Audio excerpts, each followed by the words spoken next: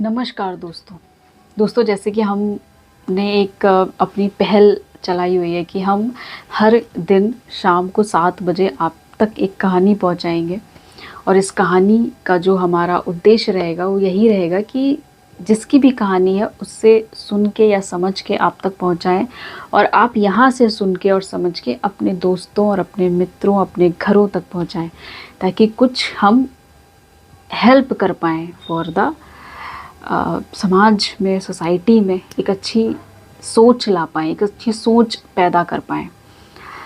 तो ये पहली कहानी है इस एपिसोड की, और ये पहली कहानी ऐसी कहानी है कि जो आपके रोंगटे खड़े कर देगी सुनने के बाद। थोड़ा सा गौर से सुनना, ध्यान से सुनना, क्योंकि ये एक बहुत महत्वपूर्ण कहानी है एक लड़की की, एक ऐसी लड़की की जो बिल्कुल एकदम उभरती हुई लड़की है। उभरती हुई लड़की इन द सेंस कि बिल्कुल नया इंसान, एक नया इंसान जिसको समाज के बारे में, जिसको सोसाइटी के बारे में, जिसको सही गलत, लड़का लड़की, शादी ब्याह कुछ नहीं पता है, जो एकदम अननोन है, जो बस इतना जानती है कि स्कूल जाना है, स्कूल से आके घर में बैठना है और घर में बैठ के पढ़ाई करनी है, उसके बाद दोस्तों के साथ खेलने जाना है, दैट्स इट। इसके अलावा उनको कोई नॉलेज नहीं है। उनकी उम्र है 14 से 15 साल के बीच की। उस लड़की का एक दोस्त बनता है, लड़का, स्कूल में। वो उसको चॉकलेट देता है, टॉफ़ी देता है, चिप्स देता है ना, अच्छे अच्छे खाने पीने के सामान देता है। तो वो खुश हो जाती है कि यार अच्छा दोस्त है मेरा, मेरे को हमेशा कुछ ना कुछ गिफ्ट देता है। ऐसा करते करते एक दिन उसके दोस्त उसके साथ कुछ इस तरह की हरकतें होती हैं, और उसके बाद एक और चॉकलेट दे दी जाती है।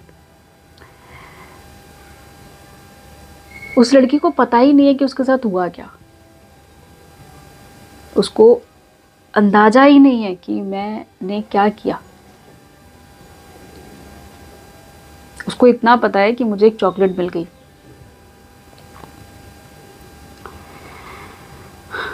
उस चॉकलेट को लेके घर गई, उस चॉकलेट को खाया और सो गई। अगले दिन फिर कुछ गिफ्ट मिला, और फिर कुछ हुआ, और फिर कुछ नहीं पता कि क्या हुआ। ऐसा करते करते ना एक दिन उसका दोस्त नहीं आया उसके पास, गिफ्ट लेके नहीं आया। उसको ये समझ आया कि मुझे गिफ्ट चाहिए था, इसके पास शायद आज पैसे नहीं होंगे, इसलिए ये मेरे से गिफ्ट लेने नहीं आया, देने नहीं आया। उस लड़की ने अपना एक नया दोस्त बना लिया और उसे अपने उस पुराने दोस्त की कहानी बताई। हम ये करते थे और उसके बाद वो हमें गिफ्ट देता था।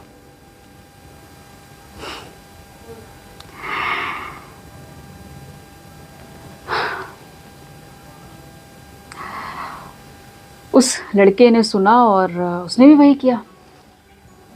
उसके लिए चॉकलेट लेके आया, बिस्किट लेके आया, अच्छे अच्छे टॉयज़ लेके आया, और वही सब किया।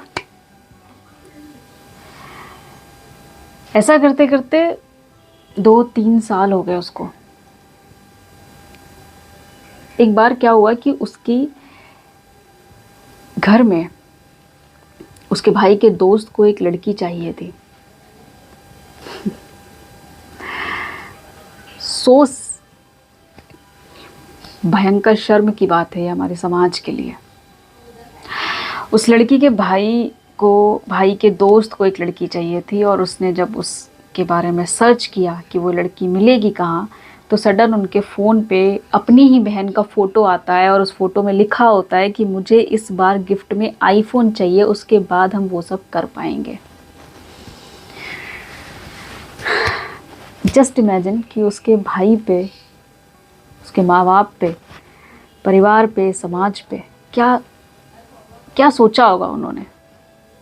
क्या गलत था? परवरिश गलत थी, माँ बाप गलत थे, स्कूल गलत स्कूल में पढ़ाया था, गलत संगत थी, गलत समाज था। क्या था गलत? गलत क्या था? इसमें कौन सा कानून, कौन सी हिस्ट्री और कौन सी ज्योग्राफी उठाओगे?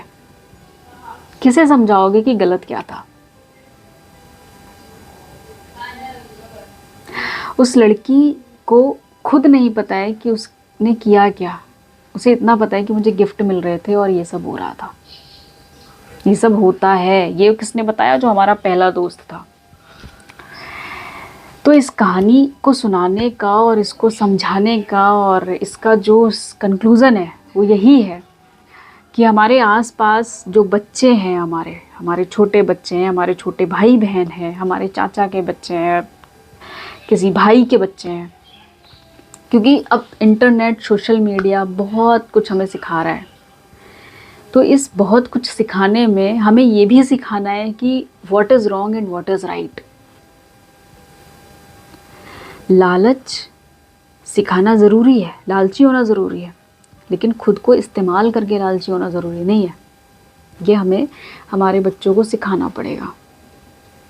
ये कहानी किसी गूगल पे नहीं मिलेगी आपको, किसी इंस्टाग्राम के किसी बायो में नहीं मिलेगी।